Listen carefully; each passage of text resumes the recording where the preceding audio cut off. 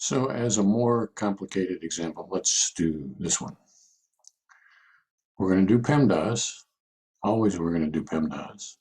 And PEMDAS says we have to do the parenthesis first, and then we have to do exponentiation, and then we have to do multiplication or division, either one of those, and then we have to do addition or subtraction, either one of those.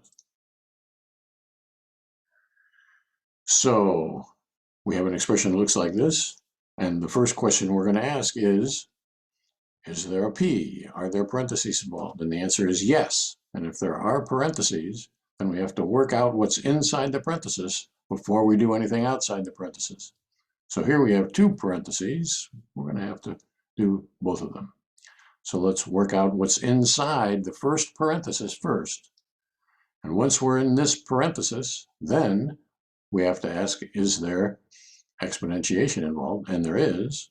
And so we need a heading called x squared. And if x is 2, x squared is 4. If x is minus 1, x squared is 1. And 0 squared is 0.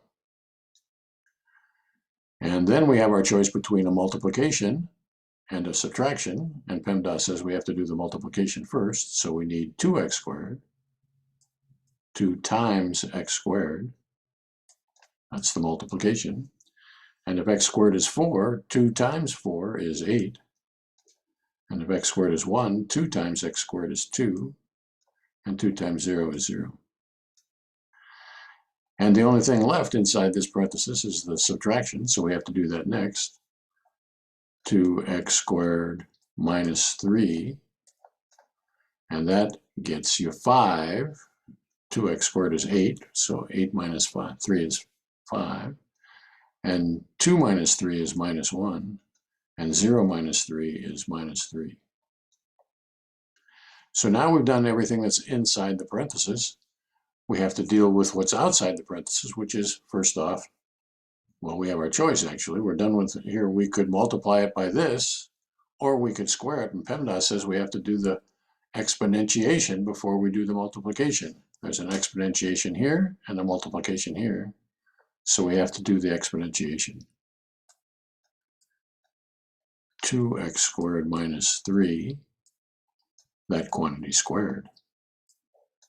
So if 2x squared minus 3 is 5, 2x squared minus 3 squared is 25. And minus 1 squared is 1, and minus 3 squared is 9. And now we're done with the first set of parentheses, so we've got to do the same thing in the second set. And the second set, we have exponentiation that's outside the parenthesis. We do have parentheses, so we have to work inside the parenthesis first. So this exponentiation is going to have to wait. Exponentiation is going to have to wait until after we do the parenthesis. So we need a column called y plus 2.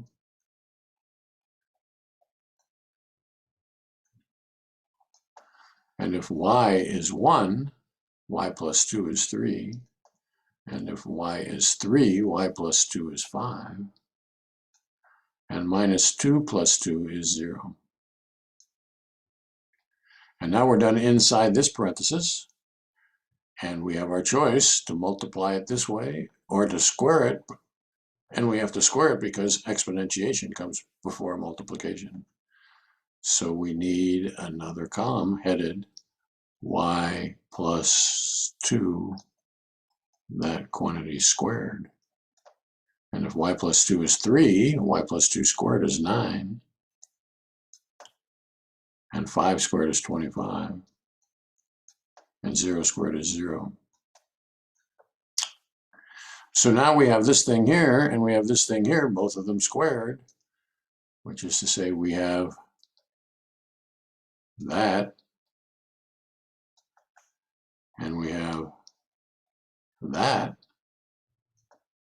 So now we need to multiply them together. We need 2x squared minus 3, that quantity squared, times y plus 2, that quantity squared.